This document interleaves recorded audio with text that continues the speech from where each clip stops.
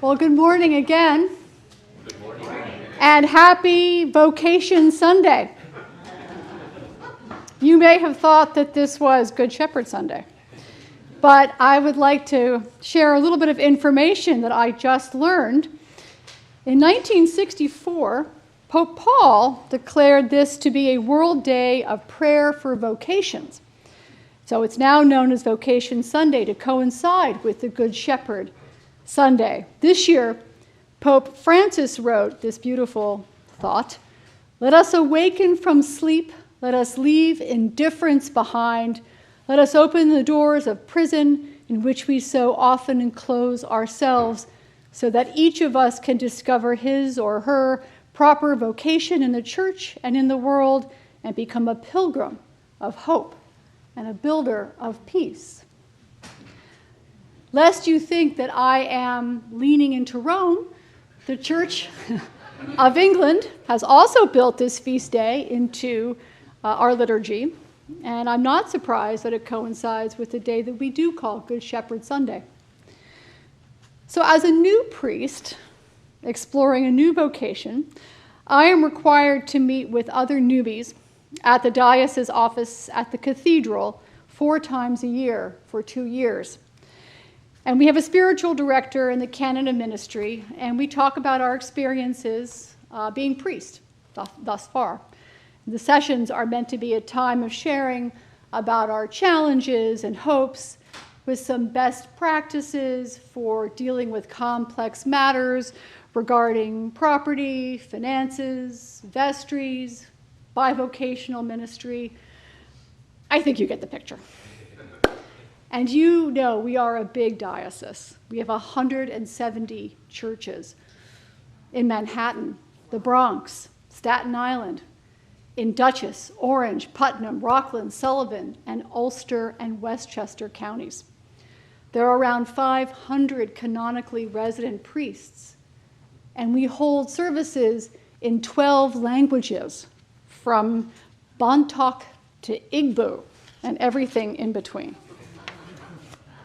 14 of us gathered last week to talk about our new vocations, and the theme of the day was conflict management.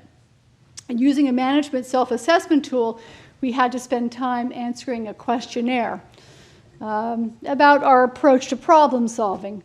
So the idea is that there are 5 meta styles of negotiating: competing, accommodating, avoiding, compromising, and collaborative.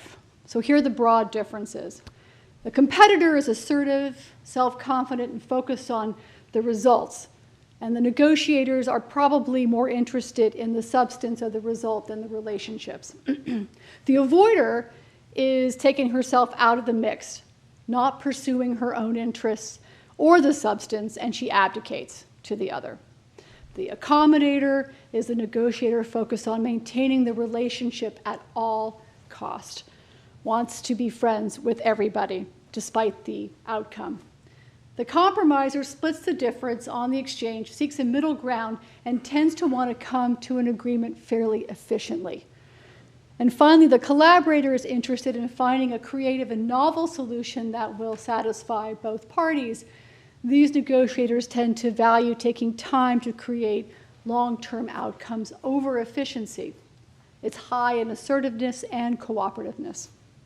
So I'm sure that this is not new to many of you. Each style has its pluses and minuses, and the reality is that we combine them often while we're trying to get something done, but we all favor a particular style. What's interesting to me is that we're often unaware of our default approach. Similarly, when a chaplain is going through clinical pastoral education, time is spent, much time, examining our default mode on how we cope with deeply uncomfortable feelings of helplessness and grief. I know that I had to examine my hardwired need to become a mother to my patients, to jump into problem-solving mode, and if I could not fix their illness, fine. Maybe I could just climb in beside them and stroke their hair and tell them it would all be okay. For the record, that's not a great idea. To know oneself is to take a beat before making assumptions about someone else's agenda or need. Listening to my peers, several whom are facing existential threats to their churches, is a lesson in both humility and leadership. One new priest in a charge of a church in Yonkers with a very big footprint and a ton of deferred maintenance has a lot on his plate. He's charged with negotiating with the diocese on capital projects while growing an aging and declining congregation and maintaining the sacred traditions with the they're non-negotiable to a vestry. How will he be a good shepherd? Friends, he's not even 31. How will he negotiate? Does he need to accommodate or compromise? Does he have time to be collaborative? As the roof falls in, maybe he just needs to be assertive and decide. Earlier in my nascent preaching career, I read this passage from John as somewhat problematic. I struggled with the idea that Jesus presents himself as the only shepherd of one flock for everybody forever. It felt like it denied the plurality of perspective, and it could be interpreted as maybe nationalistic and particular. But I've shifted on this. In the reading from Acts today, we're told that the elders and scribes who had arrested Peter and John questioned the healing of a sick man. Jesus' ministry was becoming well known, and his proclaiming the resurrection annoyed the temple leadership. Peter let it be known that they have been arrested because of a good deed done to someone in the name of the risen Christ. I was reminded of a Belgian priest named Father Daniel Aliot, who was censured by the Vatican for turning his empty church into a sanctuary for Muslim immigrants in Brussels.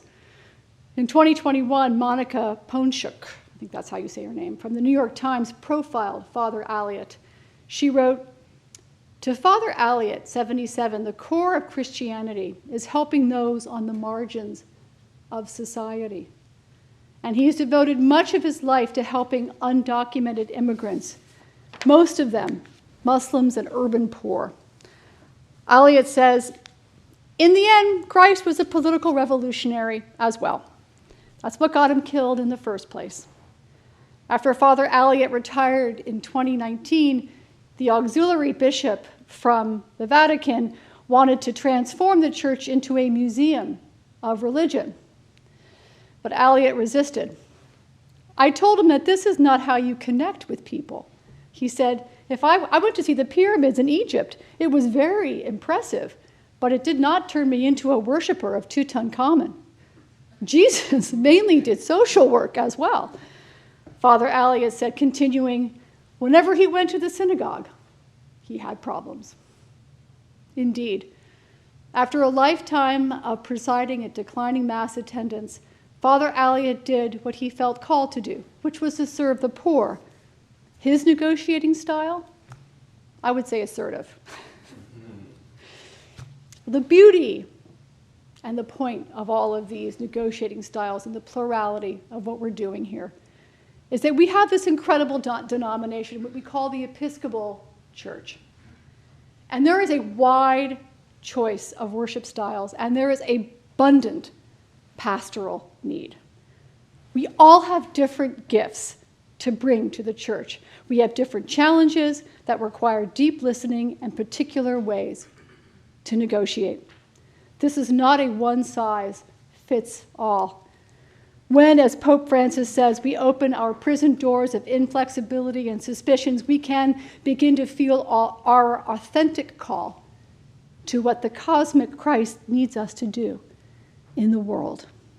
In the end, Jesus doesn't call us to be good Christians. There was no Christianity at his time. There was a man, a prophet, the Son of God, who was simply asking us to love one another without boundaries.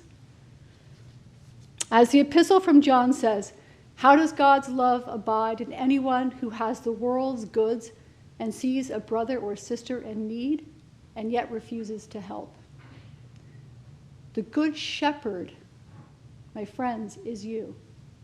It's all of you, with your different talents and strengths and hearts.